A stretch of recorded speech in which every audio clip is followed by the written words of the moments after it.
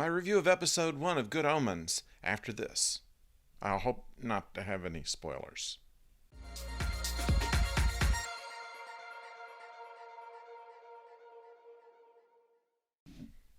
Hello out there, I'm the oldest nerd, and having seen the first episode of Amazon Prime's Good Omens based on the book of the same name, I have to say that I am absolutely delighted at it.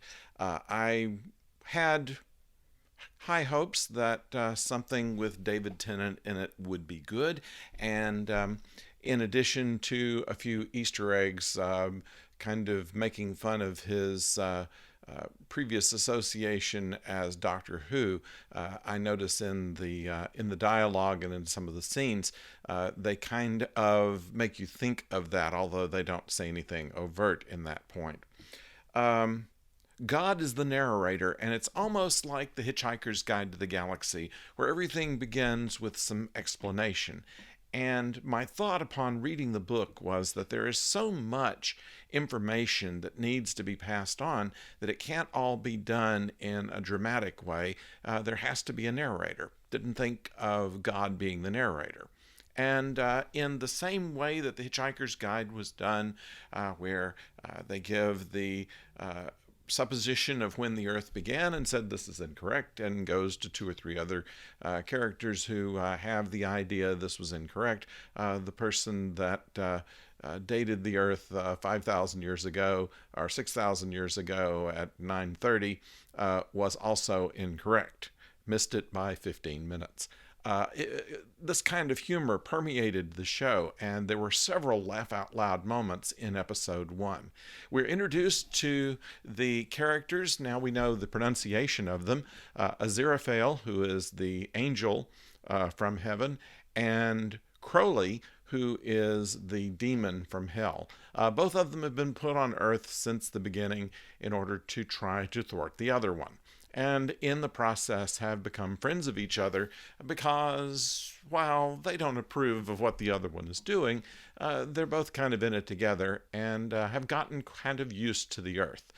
They do not want to spend an eternity without the fun things of earth. Crowley being able to make some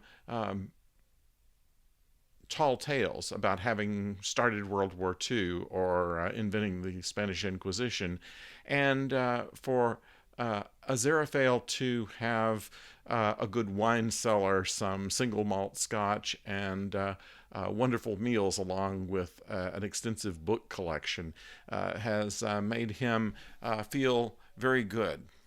Crowley mentions during the time that all the good composers have gone to hell, and so if the earth is destroyed, he's only going to have the sound of music, which God likes to play over and over. Climb every mountain, you will be climbing every mountain there is over and over. And in fact, this becomes kind of a running joke throughout the episode when the angels are talking with each other. Climb every mountain comes back up. The opening to each episode looks kind of like it was done by Terry Gilliam, and the amount of grit and grime in the scenes also makes it look very much like a Terry Gilliam film, even though he has had nothing to do with this. There does appear to be some Monty Python influence, as things are definitely off kilter, shall we say, as far as what everyone considers normal, and it's very, very cleverly done. I see Crowley as almost like Zaphod Beeblebrox. He has this level of cool about him, wearing sunglasses we find to hide snake eyes, and generally sounding somewhat like a counterculture character, although he likes to drive an old Bentley and is able to communicate through a radio permanently set to BBC4. For those of you who are not familiar with BBC Radio, Radio 4 was the old home service, and now is mostly talk radio. So that's where that comes from. The narrator, as God, Francis McDormand voices it, claims that the game that God plays is like poker in the dark with no rules and a dealer that's always smiling.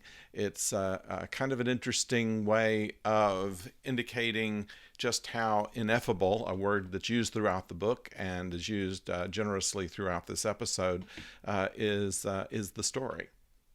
And the main idea of this in the days before Armageddon is to happen, neither one, demon or angel, wants the earth to go away. They both have their reasons for being comfortable there. And Crowley tries to convince Aziraphale that it would not be in his interest to let the earth be destroyed either. And he said, you can do it in such a way to where you're not being bad, but doing what you've always done. He would say, you're always trying to thwart my wiles, so see a wile and you thwart. Kind of a funny line. And when he comes up with the idea, Aziraphale says, well, I'll be damned. And Crowley says, it's not so bad once you're used to it.